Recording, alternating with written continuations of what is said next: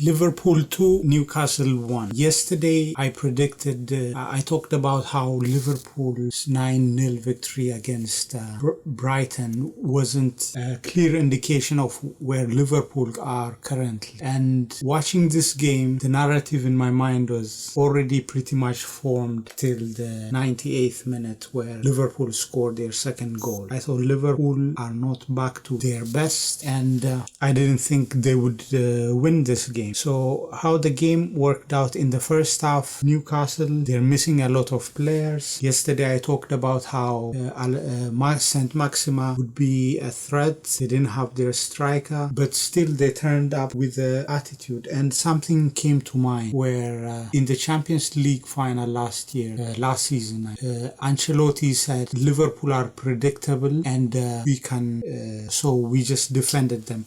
Or something like that. He said something like that. And watching the game, it felt that way. The first half, Liverpool had no shots on target. They had 3 or 4, I think, by the end of the first half. Newcastle had 4 and 2 on target. And watching the first half, I didn't see Liverpool scoring because Newcastle, every time Liverpool had the ball, Newcastle were back in their box. Everybody was back and Liverpool had no. And I think that's why Liverpool bought Darwin Núñez, because the front, they are not really tall guys. Firmino, I know the last video I talked about Firmino being not at his best, and I've changed my mind about him. The last 2 games, the performance has been really good. Not just the goals, but even today, apart from the goal, he was coming, receiving the ball in midfield and moving it along. And so the first half, Liverpool had I didn't see Liverpool scoring. They had one chance. They had one chance with Luis Diaz. I think Firmino passes it to him like ahead of the defender, and the goalkeeper comes and then he dummies, like he takes the ball to the right and he misses an empty goal. So that was the only clear-cut chance I could remember in the first half. Jurgen Klopp was frustrated the entire game. You see him shouting. I don't know if it was at the players or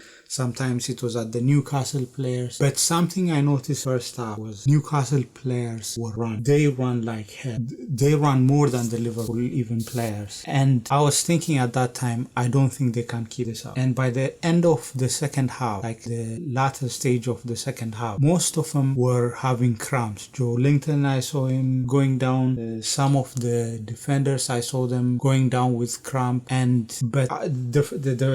So Newcastle scored in the first half with Alexander Isak. A lovely pass, I don't know by who, behind like the defender, and an amazing shot. And Newcastle could have easily scored a second goal. And this is something, if you rewatch the game or the highlight, watch the 3 defenders. I think Trent, Virgil van Dijk and Andy Robertson are a good few feet ahead of Gomez. Gomez got lucky with this one. The last time it was either against I think it was against Crystal Palace. That time he kept the guy on and they scored. This time it was like few inches if Gomez had not. So that's something he should keep, he should improve, I think. If he was in line with Virgil van Dijk, it would have been a clear offside. But now it was just like his head or something. So that's I think that's something that Gomez needs to improve.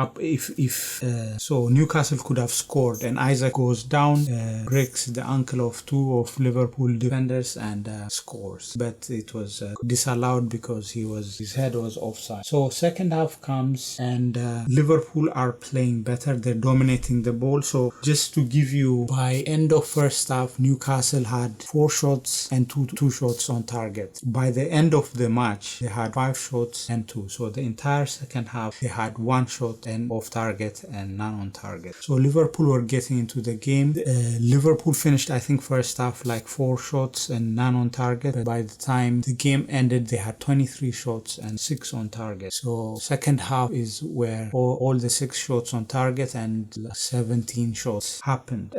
Mo Salah, he's not scoring goals, but he was the main reason why Liverpool scored the first goal. He goes on the right and passes a lovely pass to Firmino, and Firmino on his stride just passes it to the corner of the net. But after that, I didn't think Liverpool would win this game. Fabio Carvalho, very good player. He came and he impacted the game. But something I would like to say before we continue, like Liverpool's bench, it had James Milner, Adrian, Curtis Jones, Kostas Tsimikas, Fabio Carvalho, Joel Matip, Stefan Bejovic, Nat Phillips, and Harvey Day. Remember the days when we used to have Jota, who is Jota, Naby Keita. Our bench used to be stronger. I don't know why it is. Even Divock Origi. I think Divock Origi would have impacted this game because he's a tall guy, and when the team are defending at the back, you can at least cross high and maybe get his head on it. So, but regardless, Liverpool won this game, and it's really, I mean, they will get confidence. They won the last game 9-0, but this one will give them more confidence because Newcastle drew with, I think, Man City, and it was a hard fought victory. So, and it's a 3-point. They could have been 9 points behind the leaders Arsenal, but now they are only 7, so that's good. And the next game is against Everton. They win that, and then there's a clear momentum. Newcastle, they had a lot of injuries in defense, in offense, and they came, and if they could withstand for 1 minute, they would have gone home with a draw, but they didn't. But they are still doing well. It wasn't an easy game for Liverpool, and they could have gone with a draw, or for a matter of inches, they could have even won the game. If Liverpool go down 2-0, then it would have been really tough for Liverpool to come back the first half. So Liverpool are now 5th in the table, and they've won the last 2 games. That's progress. For Newcastle, they are 11th. They've drawn quite a lot. They lost only, today is their first loss of the season. They've drawn 3 and won 1, so that's not a bad start, and they're only 2 points behind Liverpool, 4 points behind away from 4th place Brighton, who are on 10 points. So the other results of today, Man City just destroyed Nottingham, but that's to be expected.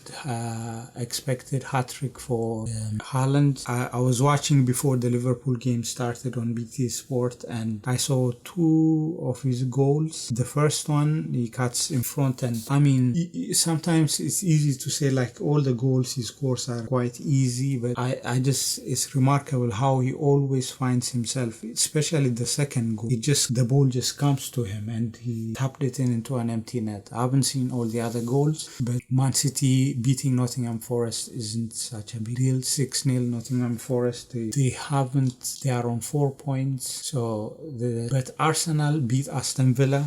Aston Villa equalized. I think I saw that popped up on the BT enhanced player, and but Arsenal immediately, I think, is when Arsenal scored. So they win. They are 5 wins out of 5. That's a great start, and their next game is against Man United this Sunday, and that's going to be an incredible game. I'm just going to say now Arsenal beats Man United, but Man United can beat them. They're counter-attacking team, but I'm going to go for Arsenal.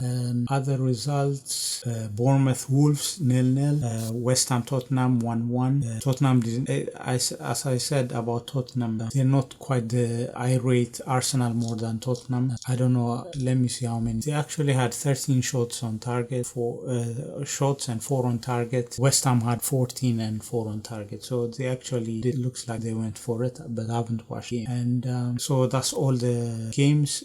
Tomorrow I'm gonna post about Manchester United and Leicester. That's gonna be a great game, but I'm just gonna go and predict that they will. So that's it from me. That's my reaction from the games today. Liverpool won, and I'm a Liverpool fan. If people were not aware, I'm a Liverpool fan, and I've supported them since I was like a really small kid. But this season they have me worried, but it's a great result regardless.